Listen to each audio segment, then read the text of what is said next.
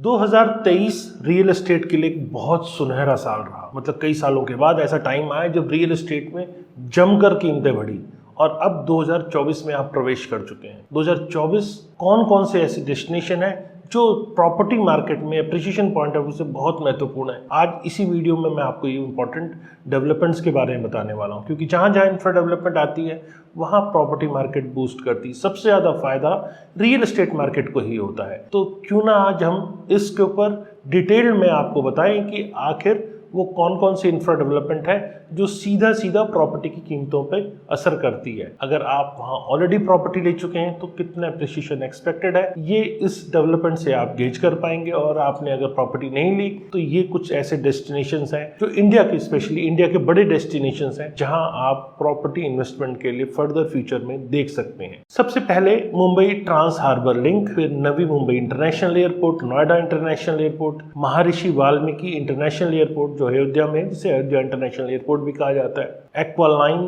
3 जो कि मुंबई मेट्रो की है, Mumbai coastal road project, Dwarka expressway, ये सारे वो इंफ्रा डेवलपमेंट है जो 2024 में रेडी होने वाले हैं और ये अपने आप में एक ट्रांसफॉर्मेशन अर्बन इंफ्रास्ट्रक्चर में लेकर आएंगे और इसका सीधा असर प्रॉपर्टी मार्केट की कीमतों में पड़ेगा। वैसे मैंने ज़्यादातर प्रोजेक्ट्स मुंबई या दिल्ली एनसीआर के लिए, लेकिन अयोध्या इंटरनेशनल एयरपोर्ट जिसका नया नाम महर्षि वाल्मीकि इंटरनेशनल एयरपोर्ट है, उसको लेना मैं भला कैसे भूल सकता था, क्योंकि उससे भी बहुत बड़ी इंफ्रा डेवलपमेंट देखने को मिल रही है और अयोध्या को अपने आप में वर्ल्ड मैप पे एक बहुत प्रोमिनेंट लोकेशन मिल रही है। तो आज मैं आपको इन सब के बारे में और डिटेल में बताता हूँ। अगर आपने अब तक सब्सक्राइब नहीं किया है तो इसको सब्सक्राइब कर लीजिए, क्योंकि आप बहुत सारी इंपॉर्टेंट इन्फॉर्मेशंस मिस कर देते हैं। हमारा पर्पस कुछ बेचने का नहीं है। हम कोशिश करते हैं कि अपने एक्सपीरियंस से आपको प्रॉपर्टी मार्केट में कहीं आप ना फंसें या आप ज़्यादा से ज़्यादा सजग बायर बने, उसके लिए हर इन्फॉर्मेशन आपको देने की कोशिश करते हैं। तो चलिए शुरू करते हैं।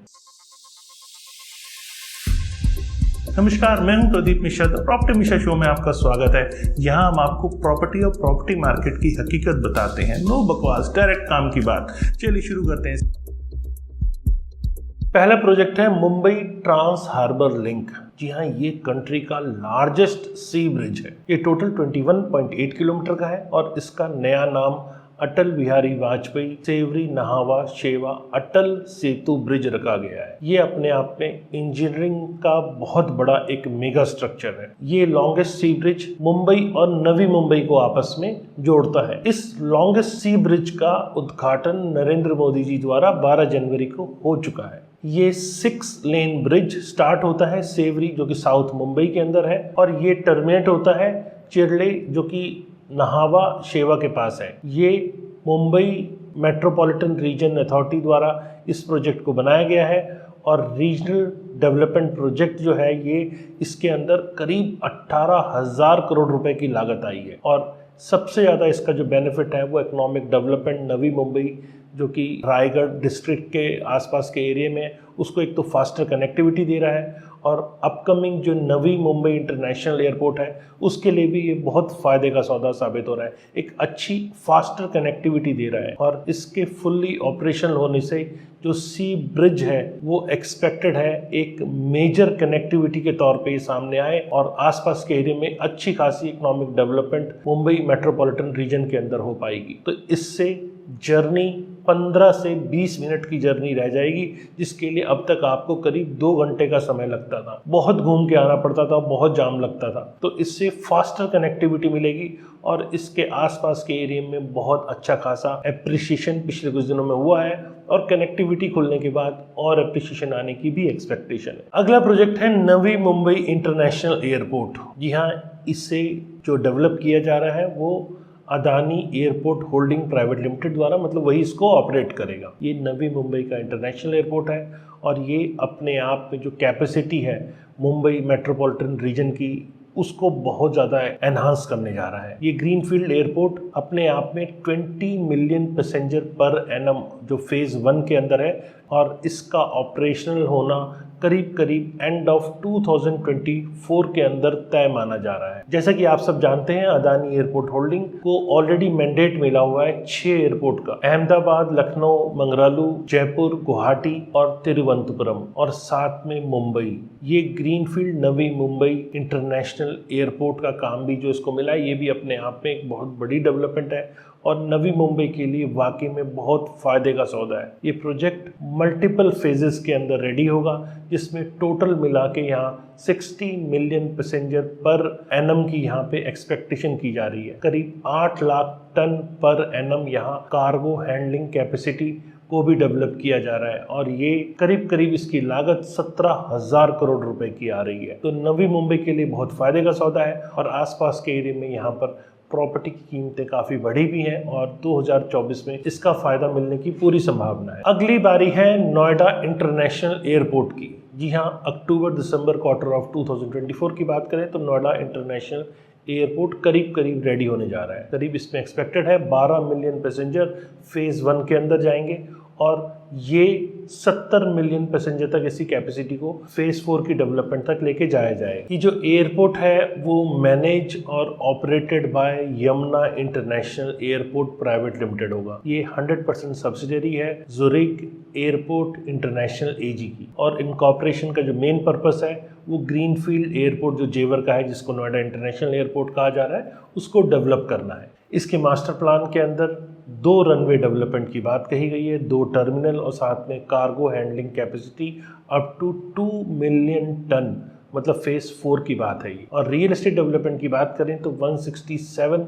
एकड़ के अंदर यहाँ रियल एस्टेट डेवलपमेंट है। कंपनी ने इसके अंदर 5700 करोड़ रुपीस इसकी फर्स्ट फेज की डेवलपमेंट में लगाए हैं और कंसेशन पीरियड जो है वो 40 इयर्स का है। जब ये पूरा कंप्लीट हो जाएगा तो ये लार्जेस्ट एयरपोर्ट एशिया का बनने वाला है। तो इसके आसपास के एरिया में रियल एस्टेट में काफ़ी दिनों से बूम ऑलरेडी नज़र आ रही है और एयरपोर्ट के खुलने पे आसपास में काफ़ी सारा रेजिडेंशियल भी फ्यूचर में एक्सपेक्टेड है।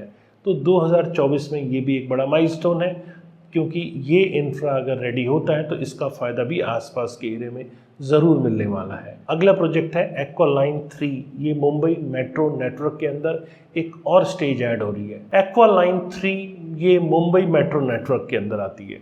जी हाँ, 33.5 किलोमीटर की लंबी ये मेट्रो नेटवर्क कम्प्लीटली अंडरग्राउंड है और ये दौड़ेगी कोलाबा बांद्रा SEEPZ कॉरिडोर, जो कि कनेक्ट करता है सिटी के फाइनेंशियल हब जैसे निर्माण point, Bandra, Kurla complex, Fort, Worli, lower Parel, Goregaon जैसे एरिया को। और ये रूट एक्सपेक्टेड है कि 2024 में ये ऑपरेशनल हो जाएगा। फेज़ 1 जो है वो करीब करीब अप्रैल तक चालू होने की पूरी उम्मीद है। Aqua line 3 Mumbai metro rail corporation का एक नोडल बॉडी है जो इसको इम्प्लीमेंट कर रहा है, जो कि जॉइंट वेंचर है गवर्नमेंट ऑफ इंडिया और गवर्नमेंट ऑफ महाराष्ट्र का। इस प्रोजेक्ट की एस्टिमेटेड कॉस्ट है 33,000 करोड़ रुपीस और ये करीब 16 लाख पैसेंजर्स को डेली कम्यूट करने का इसका कैपेसिटी है। इसी हिसाब से इसको बनाया गया है। ये जैसा कि मैंने बताया, ये फुल्ली अंडरग्राउंड है, नॉर्थ साउथ मेट्रो कॉरिडोर। इसके अंदर करीब 27 स्टेशन होंगे और ये इंटरचेंज पॉइंट होगा, जिसमें फेमस सबर्न रेलवे, मोनोरेल और वर्सोवा, अंधेरी, घाटकोपर मेट्रो 1 ये ईस्ट से वेस्ट के बीच में कनेक्ट करेगा। अगला प्रोजेक्ट है मुंबई कोस्टल रोड ब्रिहान मुंबई।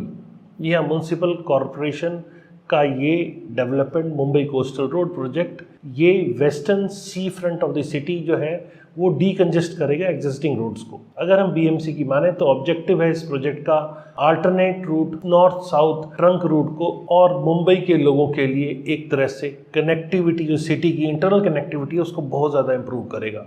ये जो प्रोजेक्ट है वो 33.5 किलोमीटर का अंडरग्राउंड एक्वा लाइन 3 के नाम से जाना जाएगा। मतलब ये प्रोजेक्ट कनेक्ट करेगा कफे, परेड से लेकर एरे और ये इंप्रूव करेगा mobility between north and south of Mumbai. Phase 1 जो कि मुंबई कोस्टल रोड प्रोजेक्ट का है, ये करीब 9.9 किलोमीटर लॉन्ग सेक्शन है। ये शुरू होता है प्रिंसेस स्ट्रीट फ्लाईओवर से, जो कि मरीन लाइंस पर है, और ये जाता है वर्ली, जो end of Bandra Worli sea link है। और ये डेवलपमेंट अपने आप में बहुत बड़ी डेवलपमेंट है। मतलब सी के ऊपर इस तरह की फ्रंट डेवलपमेंट अपने आप में बहुत बड़ी डेवलपमेंट मानी जा रही है। फेज 1 एक्सपेक्टेड है कि फर्स्ट हाफ ऑफ 2024 तक ये कंप्लीट हो जाएगा और प्रोजेक्ट कॉस्ट इसकी एस्टिमेट की जा रही है करीब 13,000 करोड़ रुपए। इस प्रोजेक्ट की जो कंस्ट्रक्शन है वो इंजीनियरिंग वर्क में land reclamation, construction of tunnel, bridge और फ्लाईओवर और साथ में इंटरचेंज का एक बड़ा नमूना पेश करेंगे। अगली बारी है महर्षि वाल्मीकि इंटरनेशनल एयरपोर्ट अयोध्या में बन रहा है। जैसा कि आप सब जानते हैं इसे अयोध्या इंटरनेशनल एयरपोर्ट भी कहा जाता है और अयोध्या में अपने आप में एक बहुत बड़ी डेवलपमेंट है। इसमें करीब 178 एकड़ की एयर स्ट्रिप होगी और 821 एकड़ का ये महर्षि वाल्मीकि इंटरनेशनल एयरपोर्ट अयोध्या के अंदर बनाया जा रहा है। ये प्रोजेक्ट उत्तर प्रदेश गवर्नमेंट की गवर्नेंस के ऊपर एक बहुत अच्छी छाप छोड़ सकता है और ये 2 साल के अंदर एडिशनल एक्सपेंडिचर के साथ जो कि 1175.97 करोड़ का है,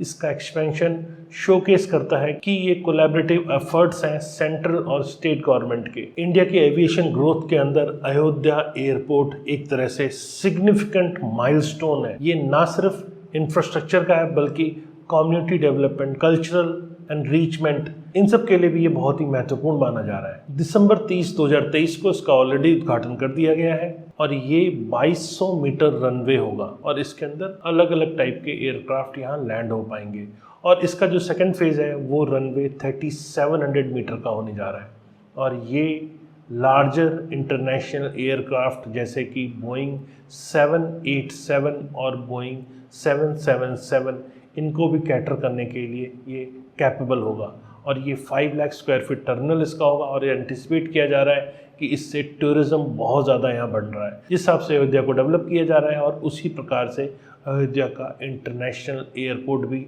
अपने आप में एक बहुत अच्छी पोजीशनिंग लेकर आ रहा है। इसमें करीब 150 के आसपास अराइवल्स और डिपार्चर होने की संभावना है और ट्रांसपोर्टेशन हब में और इस एयरपोर्ट के अंदर कल्चरल रिचनेस और रीडिफाइंड एयरपोर्ट स्टैंडर्ड को दिखाने की पूरी कोशिश की गई है और ये सिटी का अपने आप में प्राइड होगा क्योंकि एविएशन इंडस्ट्री के लिए भी ऐसी बड़ी डेवलपमेंट बहुत कम निकल कर आई हैं। तो यहाँ एविएशन इंडस्ट्री के लिए भी ये एक बहुत बड़ी चीज़ है। इसका फ़ायदा अयोध्या में आने जाने वाले लोगों को, जो कि हिंदुओं के लिए अयोध्या अपने आप में एक बहुत ही महत्वपूर्ण स्थान है क्योंकि राम जन्मभूमि है, तो यहाँ हमेशा भक्तों का रुझान आने वाले टाइम में देखने को मिलेगा। तो ये एयरपोर्ट भी अच्छी तरह से सर्व करने के लिए करीब करीब तैयार हो गया है। मतलब मैं अगर सरल शब्दों में कहूँ तो ये स्पिरिचुअल टूरिज़्म के लिए बहुत इम्पॉर्टेंट डेस्टिनेशन अयोध्या है और अयोध्या का एयरपोर्ट भी अपने आप में वैसा ही एक लुक लेकर सामने आ रहा है। अब बात करते हैं द्वारका एक्सप्रेसवे की। जी हाँ, द्वारका एक्सप्रेसवे पैकेज 1, 2, 3, 4 4 फेजेस के अंदर डेवलपमेंट हो रही है। दिल्ली में पैकेज 1 और 2 है और 3 और 4 जो कि गुरुग्राम बॉर्डर से लेकर खेड़की दौला टोल के पास में जाते हैं, मतलब जो ऑलरेडी NH-48 के ऊपर क्लोवर लीफ बना है वहाँ तक ही जाते हैं और उसको एक्सटेंड करके SPR तक भी द्वारका एक्सप्रेसवे को कनेक्ट किया गया है। ये द्वारका एक्सप्रेसवे जो इसकी मेन थीम थी कि एक तरह से जो गुरुग्राम का ट्रैफिक है उससे डिकंजेस्ट किया जाए, उसमें द्वारका एक्सप्रेसवे खरा होता हुआ दिख रहा है। द्वारका एक्सप्रेसवे के आसपास की डेवलपमेंट जैसे यशोभूमि या DDA का IT पार्क आना या ग्लोबल सिटी का होना, ये अपने आप में इस एरिया को काफ़ी बूस्ट कर रहा है और ये बड़ी कनेक्टिविटी NH-48 के लिए सब्सिट्यूट के तौर पे, लोगों को बाईपास के तौर पे ये देखने को मिलेगा। और एक्सप्रेसवे का पैकेज 3 और 4 अगर हम इसकी बात करें तो एक्सपेक्टेड है कि ये करीब करीब फरवरी 19 या 20 को इसको खोल दिया जाएगा। ऑलमोस्ट 99% के आसपास काम रेडी हो चुका है और टेंटेटिव डेट PMO ऑफिस से इसकी ली भी जा चुकी है।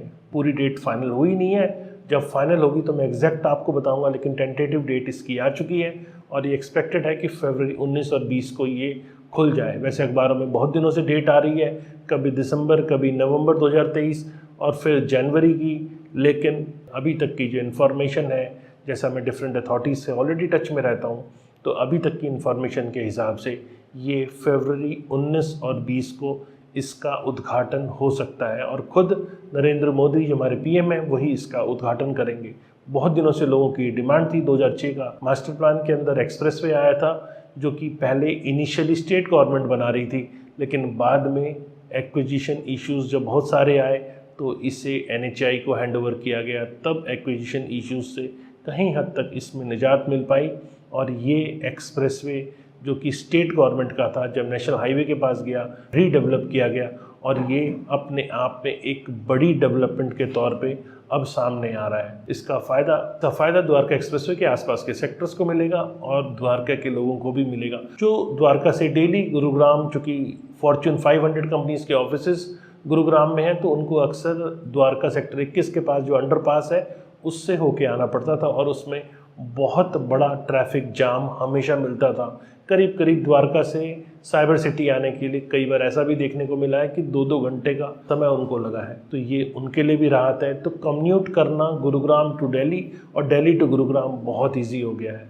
जैसा मैंने बताया है कि द्वारका एक्सप्रेसवे पे यशोभूमि जैसी बड़ी डेवलपमेंट, ये भारत मंडपम के बाद दूसरी ऐसी बड़ी डेवलपमेंट है जो कि इस एरिया में एक बड़ी डेवलपमेंट के तौर पे सामने आई है। मतलब एग्जीबिशन के नाम पर अगर इंडिया की बात करें तो करीब 2% ही एग्जीबिशंस यहाँ होती थी और यशोभूमि जैसी डेवलपमेंट होने के बाद इंडिया अब कॉन्फ्रेंस टूरिज्म के लिए करीब करीब पूरी तरह रेडी हो चुका है। तो इसका फ़ायदा द्वारका एक्सप्रेसवे पे पड़ने वाले सेक्टर्स को काफ़ी मिलता हुआ दिख रहा है। तो ये तो थी कुछ ऐसी इन्फॉर्मेशन जो इंफ्रा से रिलेटेड थी, क्योंकि इंफ्रा जब जब डेवलप होगा तब तक प्रॉपर्टी मार्केट के रेट एप्रिशिएट करेंगे।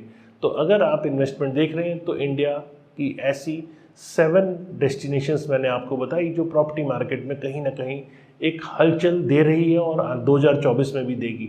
तो वीडियो आपको कैसा लगा, इन्फॉर्मेशन आपको कैसी लगी? अगर अच्छा लगा तो लाइक, कमेंट, शेयर ज़रूर कीजिएगा। और हाँ, अगर आपने अभी तक सब्सक्राइब नहीं किया है तो इसको सब्सक्राइब कर लीजिए, क्योंकि आप एक बहुत अच्छी इंपॉर्टेंट इन्फॉर्मेशन जो प्रॉपर्टी मार्केट के लिए हमेशा आपके लिए ज़रूरी रहेगी वो आप मिस कर रहे हैं। अब मैं आपसे अगली वीडियो में मिलूँगा और फिर एक नई इन्फॉर्मेशन जो आपको आपकी प्रॉपर्टी बाइंग के लिए हेल्प कर पाए वो लेकर मैं आऊँगा। नमस्कार एंड जय हिंद।